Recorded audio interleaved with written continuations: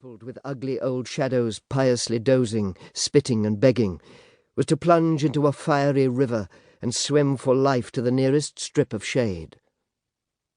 So with people lounging and lying wherever shade was, with but little hum of tongues or barking of dogs, with occasional jangling of discordant church bells and rattling of vicious drums, Marseille, a fact to be strongly smelt and tasted, lay broiling in the sun one day.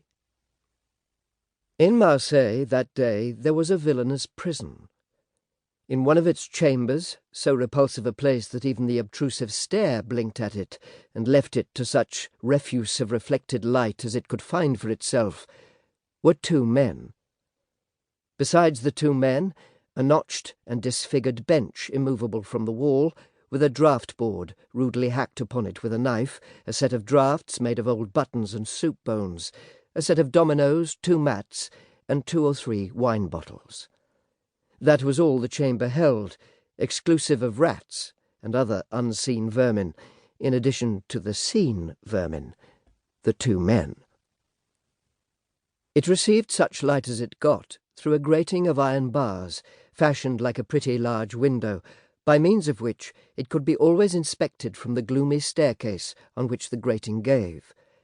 There was a broad, strong ledge of stone to this grating, where the bottom of it was let into the masonry, 3 or 4 feet above the ground. Upon it, one of the two men lolled, half sitting and half lying, with his knees drawn up and his feet and shoulders planted against the opposite sides of the aperture. The bars were wide enough apart to admit of his thrusting his arm through to the elbow, and so he held on, negligently, for his greater ease. A prison taint was on everything there.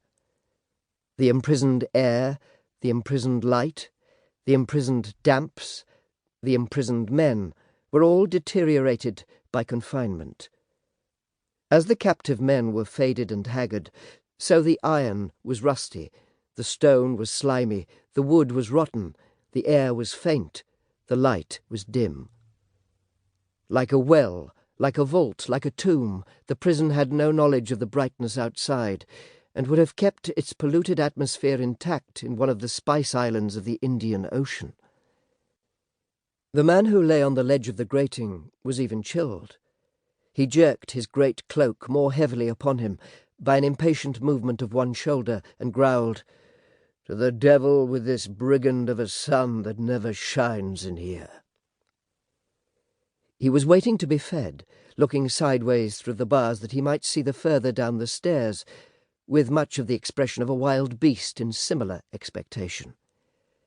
But his eyes, too close together, were not so nobly set in his head as those of the king of beasts are in his, and they were sharp rather than bright, pointed weapons with little surface to betray them. They had no depth or change. They glittered, and they opened and shut. So far, and waiving their use to himself, a clockmaker could have made a better pair. He had a hook nose, handsome after its kind, but too high between the eyes by probably just as much as his eyes were too near to one another. For the rest, he was large and tall in frame, had thin lips where his thick moustache showed them at all, and a quantity of dry hair of no definable colour, in its shaggy state, but shot with red. The hand with which he held the grating, seamed all over the back with ugly scratches newly healed, was unusually small and plump, would have been unusually white but for the prison grime. The other man was lying on the stone floor, covered with a coarse brown coat. "Get up, pig," growled the first. "Don't sleep when I am hungry."